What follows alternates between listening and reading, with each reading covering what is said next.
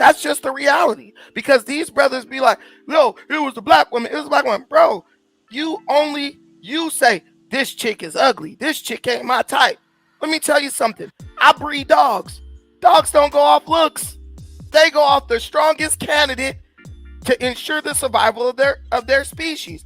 But what's happened is black men were programmed, and I'll say this, and I don't say this a lot. Black men have always desired everything the white man has. That's the way we came up on the plantation. Martin Luther King programmed that into you. The key to your happiness, black man and woman, is to have access to white spaces. There is no greater access to the spaces of white supremacy for a black man than to have a white woman. That's the reality. And so black men said, look, for me to feel like I'm equal to the white man, I can't just wake up knowing I'm equal to him. I need a physical representation of that. One way is money. I got to show him I could go in here and buy the most expensive car on the lot. We still do that. Next thing is, if I got a white woman on my arm, he gonna see that I could get what he got, what I can gain or acquire his prized possession. And so our whole modus operandi from a certain point, I highlight the 60s as that, has been, let's go acquire white women. Let's go acquire wealth so we can go spend it with whites to prove to them that we have the ability to do that. Even Martin Luther King did that. He was guilty of that, right? And when we bought into this idea, not only the single mother and all this stuff, that was the largest contributor to the position we find ourselves in today. And a lot of black men won't be honest about that because the reality is this: if it was all about the women and we can't find good women, when we start going to get these white women, how come the black man who marries the white woman doesn't automatically become wealthy?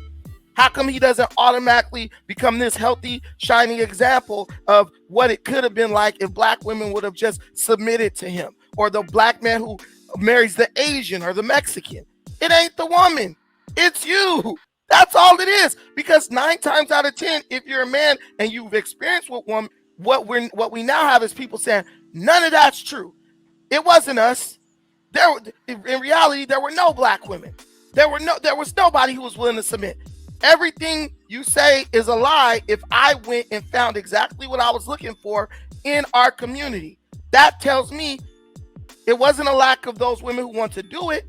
It's maybe the way you chose to approach the situation that impacted your inability to do so. If you want to be married, you're going to be married. If you want to be a player, you're going to be a player. But don't be a player and look for this shining example of like white approval. You know, oh, I like light-skinned girls. I want the one with the curly hair. If you just said, look, I just want the woman that's best for me, guess what? You would be married a lot sooner as opposed to later, and you would probably not be in poverty, and you probably wouldn't be so angry. That's all, you know. So, okay. I have no idea who you're talking about. I'm just saying in general. I'm not directing this at you. But I have no idea who you're talking about. I'm talking about men. Like, listen. This is the thing. Well, hang on. You had any response to anything that? Yeah, he said? I was like, who was he talking about? Because that the black men that I personally know, the black men in my life, myself, black men that I've studied, doesn't comport with what he's talking about. For example, the whole notion of colorism. Like, so we're back to that. No. The vast majority of black men, by definition, aren't, fiending for white women. Only 15% of black men have a non-black spouse today. The idea that black men are kind of pining away for red bones or whatever. No. So I'm like, where's this coming from? It comes from this. Every time people who say there's like the Kevin Samuels version where it's like women this, women that, women this. Then there's like the low budget Kevin Samuel, black women, black women, black women. Then when I say, oh, you're talking about lower class black men. Wait a minute. Hang on. You're talking about lower class, less educated hood brothers. Okay, so is that who you're talking about? This is what I'm saying. I'm not saying lower class or anything because this victimhood you're not talking about college educated brothers. This victimhood stuff transcends class, man. You got rich dudes. You got the dude giving a $500 super chat in the space, and the dude giving a $200. Okay. No. Okay. No. You sound like you're talking about brothers in the hood. That could be true. And here's my thing with that. Because the brothers that are successful, I'm sorry, they just don't sound like that. I'm sorry. They don't. These are, as a matter of fact, these are the brothers that are most likely to marry, you know, dark-skinned chicks, if anything. The problem is, people, this is what I'm telling you. The marriage rate is dropping. So when you talk about low class, you just said 5 minutes ago, you didn't even purport things to class.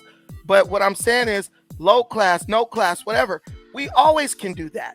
That is the most clear characteristic of a weak-minded man, to retreat into rugged individualism. You're not talking about me. You must be talking about these other.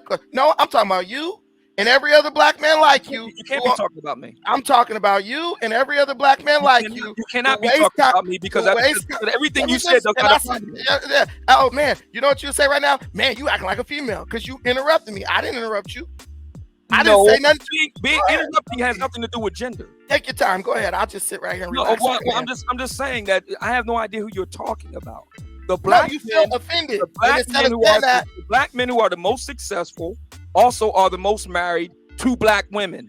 Okay. That's a fact. I never said that wasn't a fact. Black men making over 150 grand a year marry black women at a rate of 83%. But you're not married to a black woman, so you don't fit into that category. So that's not you. That's me. So if that's the bar, shut your mouth and let the man who fits that bar tell you something. That's all I'm saying. So it's gotta make sense, brother. So what you're going to say here then is you're going to speak to what all the other brothers out there who you don't know, because we never met each other. So you have no idea what I'm like. Everybody married to a black woman, raise your hand. And chances are very high. I've been with my lady longer than you've been with yours. Well, 15 years. I don't think so. But here's the thing. 12 years, I'm right behind everybody, but you haven't been married. So I'm going to raise my hand like this. This is what I'm trying to tell you, brother. I'm not attacking you. What I'm saying is you guys are attacking and you I'm not. Aspersions on black men unfounded. You haven't cited one study, not one source, nothing. You're getting your opinion. Let me say pass it off as fact. Okay, guys. Yeah, no, if you don't mind, finish the point. Let me say this one thing. This is all I'm saying, and I'm telling you, it's like a situational awareness, and it's pure hypocrisy. You can't set a bar. This is what I want, right? Then when someone who has reached that bar, right? Like if I say I want a Super Bowl, I want to win the Super Bowl, and then someone who's won a Super Bowl come and say, bro, this is what you got to do to reach a Super Bowl. You don't know what you're talking about. How do you know? And this is not, you can't do that. It doesn't even make sense. It's literally a walking conundrum because here's the bar. I've reached it. All the people who haven't reached the bar are the ones giving advice about how to reach the bar. Hold on. So that is a recipe for failure. Who's giving advice here? Who is giving advice? That's why. Let me make this quick connection. And this is why you have a bunch of black people in the chat saying Kanye West is crazy. He bipolar. He don't know what he's talking about. What do these people say every day? If we had some money, this would fix our problems. But the person who got some money and don't face none of the problems you face is telling you what you need to do to get to the point where you're where they're at, and you're saying, nope, that person's crazy. Shay, does that make any sense? Talking about Kanye. I want to make sure I understand. I had nothing to say about Kanye. I had nothing to say about it. So I'm talking to people in the audience. I was talking specifically about class. Okay, now and giving a historical account of how black women who have dominated the public square for decades have been dumping on blue-collar brothers because they squandered their best years at college and getting access to the best of men and want to blame somebody for it. That's what I was talking about.